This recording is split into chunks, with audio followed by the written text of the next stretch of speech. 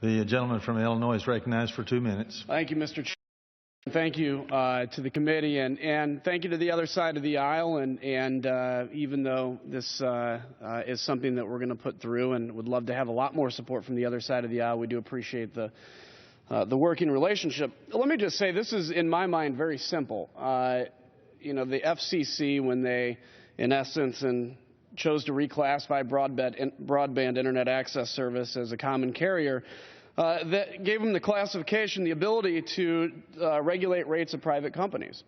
In understanding this, it was a concern as we looked around and said, well, we want to make sure that the FCC doesn't have the power to regulate the rates charged for internet access. You know, if you look back in the history of this country and really what technology and what the internet has been able to do for jobs and for economic growth and for everything along that line, it's all been because it's free of government regulation. So let's just put this into law that the FCC shouldn't have the authority. So in a couple of hearings, Chairman Wheeler, the chairman of the FCC, was asked, do you believe you should have the right or the ability to regulate the rates charged for broadband access? And he said, no, I forbear that. In fact, I asked the chairman, well, what if we put into law a simple statement that said the FCC shouldn't have that authority?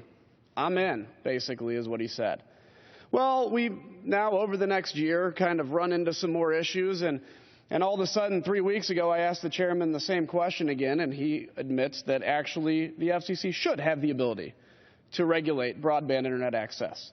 This is Congress simply doing its job. Congress's job is to determine what authority the FCC should and should not have. That's what we were invented for. That's what we were created for, to determine those laws and those rules. And all we're doing is taking back a little bit of power from the FCC and saying, look, let's keep the internet free market. Let's keep broadband free market.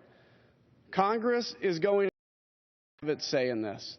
I hope the other side of the aisle and my colleagues join me in supporting this measure. It's the right thing for our country, and it's a great first step in preserving the internet as free for future generations.